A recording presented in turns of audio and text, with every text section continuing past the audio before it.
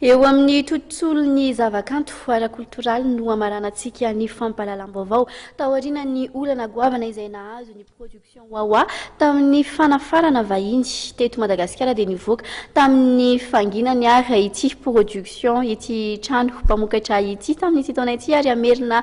indray ny asa miandry amin'ny sehatry ny zavakanto izay fanadihadiana irahana amin'ny rotsirakoty ny rainy. Na dia nisy aza ny olana nahazo ny production wawa mahakasika ny fanafarana ilay mpanakanto vahiny Matthews taona izay tsy tonga teto toerana ny taon-dasa dia tsy nahasakana ny production anohy ny lalana izany. Amin'ity taona ity araka izany dia natanteraka fitsidiana any Eropa mandritra ny 3 volana ny production miaraka amin'ny mpanakanto wawa. Manana endrika hafa ny festival Somaro amin'ity raha teo aloha moa zany izy anniversaire dia amin'ity zany ny zavatra mampiavaka anazy hita lalindalina kokoa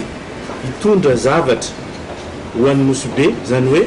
hitondra zavatra sy anome zavatra an'izay olona tonga any ny wawa production amin'ny fotoana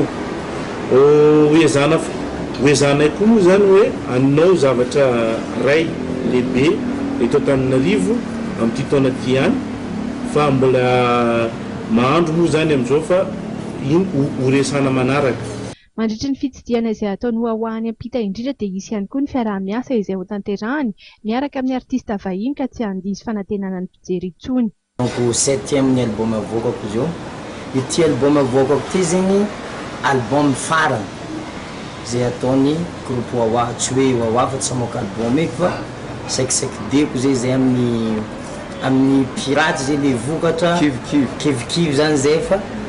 wawa ndraiky tsy tapaka après-ty iska taogno mamoaka hira telo isan-taogno zay fa ty zany hira farany maro zay ataoko en album zay 7 fa zay zany tsy maintsy magnamia vaovao fa ny fany. Feno 12 taona amin'ity taona ity ihany koa ny production wawa ka ho atao festival iray lehibe ny fankalazana izany izay efa nazatra ny tarika wawa ka nantsoina hoe Somaro. Any amin'ny faran'ny volana aogositra any ho any no hanatanterahana ny festival izay hanasana ny mpanakanto vahiny miara-miasa amin'ny wawa amin'ny famoahana ny rakikira 7.